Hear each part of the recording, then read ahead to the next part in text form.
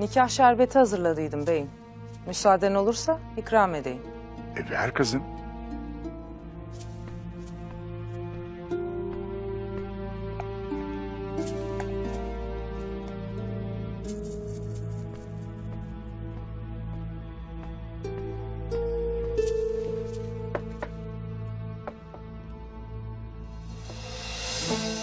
Bunu Tuğtekin Bey'im ve Gökçe Hatun ile her iki aileye hazırladım.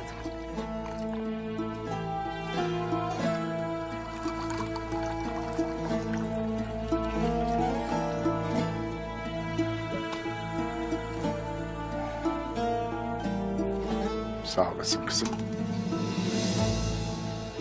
Banu Çiçek, eşikte bekleyesin.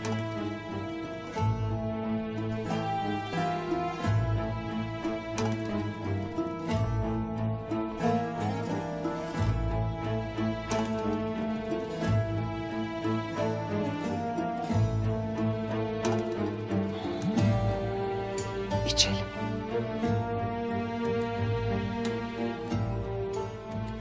İçelim ki bu şerbet gibi tatlı olsun ömürleri.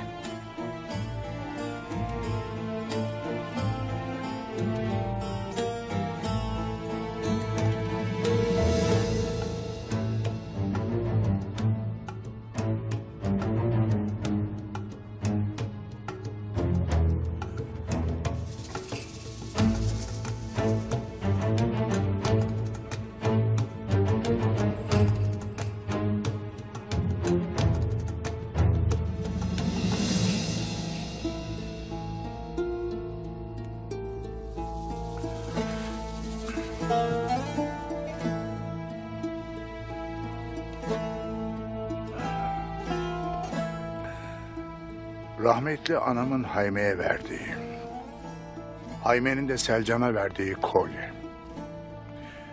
Bizim otağımızda ne arar Aytol'um?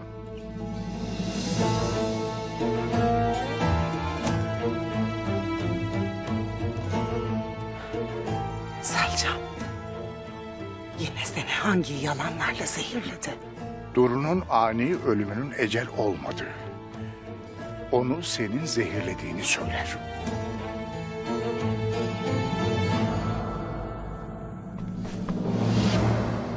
Doğru mu bu?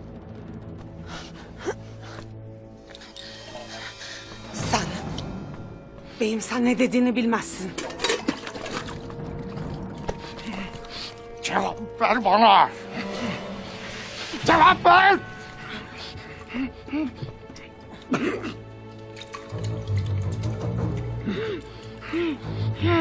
Ne koydum bunun için?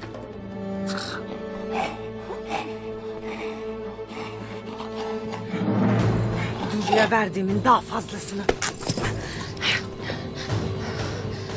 Neden?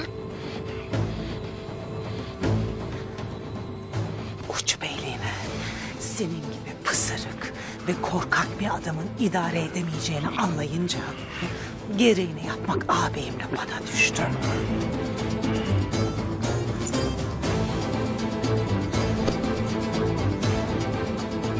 Banu Çiçek! Yetiş! Koş! Korkut Bey! Beyim! Artık Bey'e haber edeyim. Hemen! Katil! Beyimi zehirledin. Neden yaptın bunu? Bana bak cadı. Sen ne haltlar edersin bilmem ama ben artık Bey'e haber edeceğim. Beyim ölüyor. Buradan ancak cesedin çıkar senin. Nöbetçiler! Nöbetçiler!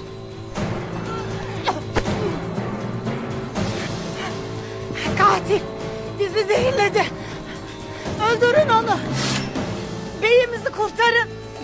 Ay Çiçek!